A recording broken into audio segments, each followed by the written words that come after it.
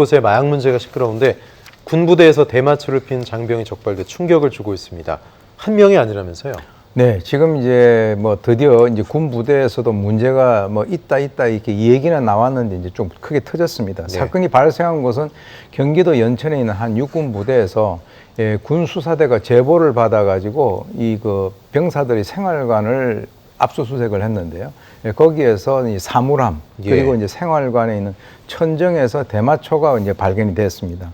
그래서 이제 관련자는 현역이 5명이고 전역 한 사람이 이제 1명인데 부대 내에 아마 이 그 대마초를 택배를 통해서 반입을 한 것으로 지금 현재 이제 확인이 됐고요. 이들은 이제 야간에 사람이 없는 틈을 타서 이제 뭐 어떤 그 일정한 장소에서 대마를 흡입을 한 것으로 그렇게 이제 지금 밝혀졌는데 현역은 군 수사대가 그리고 전역을 한 명 그리고 현역 5명으로 돼 있는데 현역은 군 수사대 그리고 이제 전역자는 이제 민간 경찰에서 수사를 하고 있는 그런 상황입니다. 네, 군부대에서 버젓이 택배로 마약을 받았다. 군이 이런데 다른 데는 오죽할까 이런 생각도 들거든요. 그렇죠. 왜 그러냐면 군이라고 하는 것은 상대적으로 일반 사회에 비해서 상대적으로 통제가 되는 그런 그 조직 사회인데 네. 여기에서 이 정도라고 한다면 일반 사회 같은 경우는 훨씬 더 심각하지 않겠나라고 우리가 추정하는 것은 어렵지 않아 보이는데요. 통상 이제 군은 병사들의 택배 같은 경우는 이제 그 검열을 한다라고 해요. 그런데 하다가 물품 검사를 하다가 만약에 좀 의문이 좀 이상하다라고 하면 본인의 동의를 얻어서 그걸 개봉을 한다라고 하는데 사실은 허술할 수밖에 없다라는 생각을 저는 개인적으로 해봅니다. 왜냐하면 뭐 거기에 무슨 엑스레이 뭐 시설이 돼 있는 것도 아니고요. 특히 이제 이번 같은 경우는 마약류를 알갱이 형태로 해가지고 소위 그 단백질 보충제, 과자 등 이런 데다가 섞어서 반입을 해서 아마 이제 전문적인 그런 어떤 그 뭐 세관이라든가 이런 거 빼고는 식별이 거의 힘들었을 것이다 이렇게 생각이 드는데 제가 봤을 때는 뭐 이 군도 이제 더 이상 마약에 있어서의 그 청정지대가 아니다라고 하는 것이 이번 것으로 밝혀졌습니다. 마약에 뚫린 군부대 처음 있는 일이 아니고 뭐 대마를 키워서 버터에다 발라 먹고 뭐 이랬던 사례도 있었는데 이게 요즘 군대가 뭐 예전보다 편해졌다고 하잖아요. 어떤 군 기강회 이것도 연관이 있을까요? 글쎄요, 이제 군에서 월급을 올려주니까 그 돈 가지고 지금 대마를 갖다 구매하는 이런 뭐 어처구니 없는 일이 발생이 됐는데 지금 한국 국회의원실에서 2018년에서부터 2022년까지 군 내에 마약 사범의 판결문에 대한 전수조사를 해봤더니 아까 말씀하신 대로 형태가 대마를 키워서 버터에 섞어가지고 빵에 발라 먹거나 또는 뭐 담배 형태로 피운 사건 한 건에 대해서 실형이 나왔고요. 나머지 이제 24건 같은 경우는 징역형과 연관돼서 집행유예 또는 뭐 징역도 아니고 이제 벌금형으로 나왔다는 것이죠. 그래서 이제 육군에서는 육군중앙수사단 예하의 중대범죄수사대를 그 마약류 지정 전담 그 수사부대로 지정을 하고요.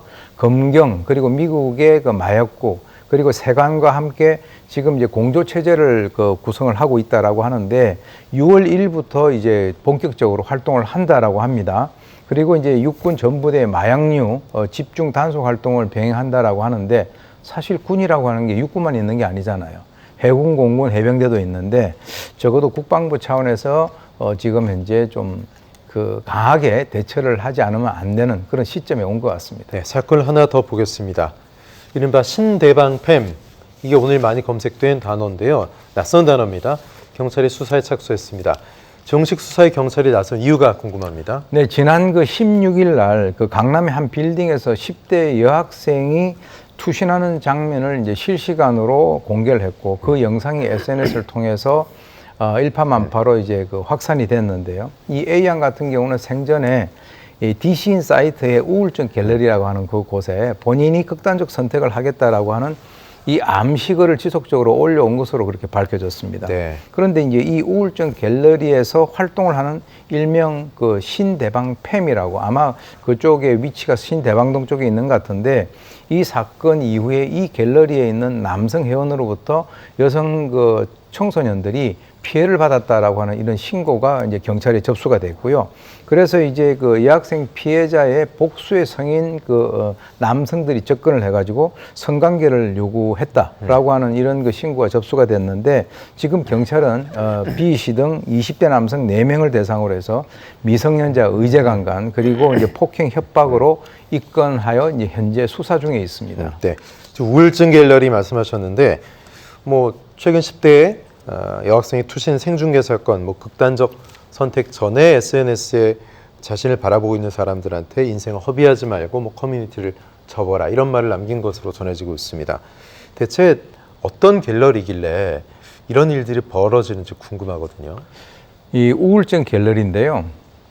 이 그 여학생도 그런 얘기를 한 것은 결국 이 우울증 갤러리에 가서 뭔가 본인의 우울증을 치유를 한번 해보려고 했는데 네. 우울증이 해소되기는커녕 더욱더 우울해진 것이다 이렇게 이제 볼 수가 있는데 실제로 이제 이것이 뭐 제2의 N번방이다라고 하는 얘기도 있어요. 왜 그러냐면 일단 우울증이 있다라고 이제 거기 올리면 남성들이 술과 밥을 주겠다 그리고 네. 이제 숙식을 제공해 주겠다라고 해가지고 심지어 마약까지 제의를 한다라고 하는데 그리고 난 이후에 이제 성관계한 영상이라든가 사진을 유포하거나 또는 그 공유하고 그 피해자를 조롱하는 등 이런 그 활동을 함으로써 이 어린 여학생들을 우롱하기에 굉장히 좋은 그런 사이트로 알려져 있습니다. 네. 사실 이 정도면 상당히 문제가 심각한데 이 사이트 갤러리를 폐쇄해야 되는 거 아닌가 상식적으로 그런데 방통위가 이 문제를 보류했습니다. 이유가 뭐였을까요? 그렇죠. 이제 구체적으로 방송통신위원회가 왜 이러한 그 결정을 보류를 했는지는 지금 네. 알 수는 없겠지만 여러 가지 이유가 있겠죠. 그런데 이 디신 사이트 같은 경우는 일명 이제 그 미성년자를 대상으로 해서 여기에서 성착취가 광범위하게 이루어지고 있다라고 하는 그 사실에 대해서 이미 알고 있을 가능성이 있는데 이 사건 발생하고 난 이후에는 이제 앞으로 성인 인정하고 난 뒤에 네. 이용하겠다 이렇게 얘기했는데요. 제가 봤을 때는 설사 폐쇄를 한다 하더라도 다른 곳에서 바로 대책 커뮤니티가 네. 만들어져서 활동할 가능성이 상당히 있다라고 보고요. 문명 기술 발달에 따라서 어떻게 보면 어둡고 그리고 씁쓸한 그런 그 면이 이번에 발현이 됐다라고 봅니다. 네, 우울증이 있다면 병원을 찾고 전문가의 상담을 받는 게 가장 중요하죠. 그게 가장 중요하죠. 알겠습니다. 자, 말씀 여기까지 듣겠습니다. 우윤성 교수님 고맙습니다.